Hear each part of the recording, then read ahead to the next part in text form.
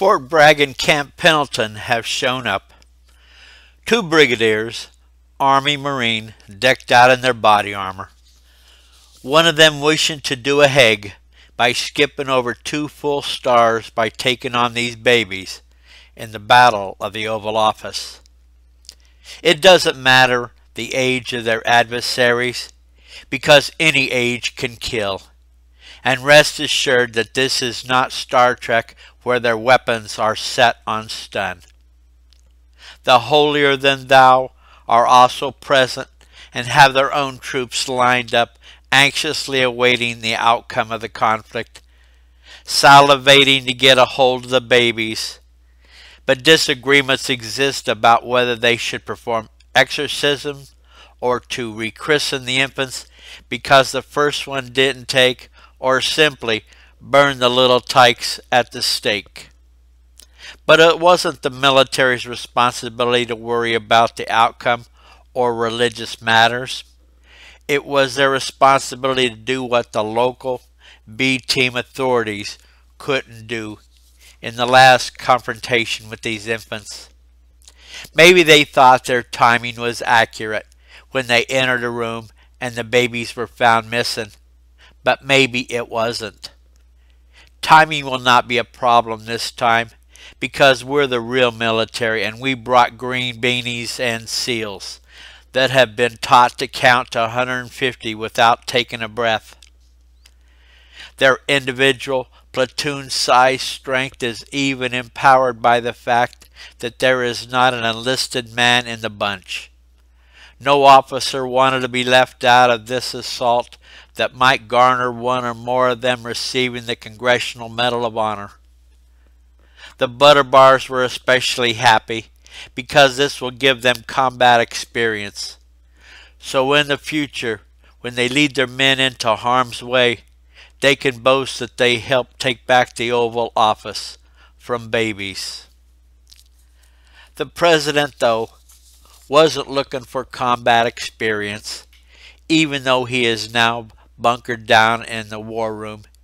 He is wisely withholding judgment because he has been here before.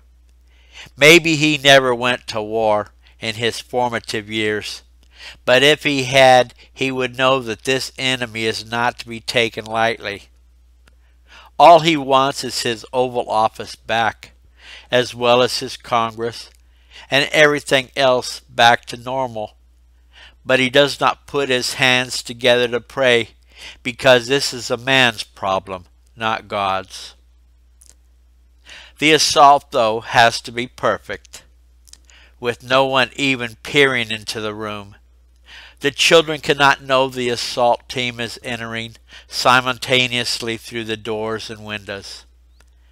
And the recording system that caught a conspiratorial Nixon doesn't work. It only squawks. But in the military mind, this is a good thing, because the crying of babies would not be heard.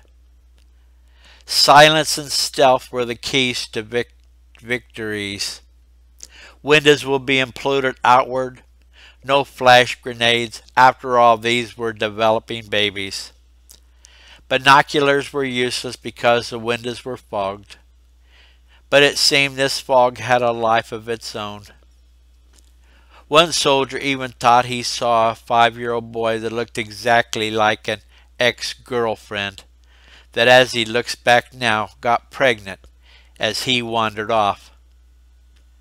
Unfortunately, when he saw her later, though, she had no kids, but the friendly was gone, and she made an effort to break away from continued conversation. Around her neck, though, was an intricate necklace with 2 bars of sentiment. One bar had 2 words scrolled on it, and the other bar 3. And these 5 words definitely had to have been directed at him and their past. Gone forever. Money well spent. Everyone present was wearing night vision goggles, and when the proper time arrived, the lights in the Oval Office would go off and they would enter from both directions. The expected, though, was not to be had, as the windows and door locks exploded, and the services entered with rifles drawn and their infrared visors pulled down, allowing them to see in the dark, surprising an enemy sleeping there. Unfortunately, the surprise was not on the enemy, as the lights in the Oval Office came back on and the sudden luminescence overwhelmed the night vision capacity, blinding the officers instead. No shots are fired as visors and helmets are quickly discarded in every part of the room, but the light reveals to the soldiers, suddenly regaining their sight, soiled diapers numbering 48 left by the babies, who tainted every couch and chair, as well as the president's desk, the rugs. But outlining the circumference of each diaper was the line of fecal material, so that no crime scene investigator would have to ponder their intentions, as a going-away message to the troops involved. Our mothers are missing. We're simply gone.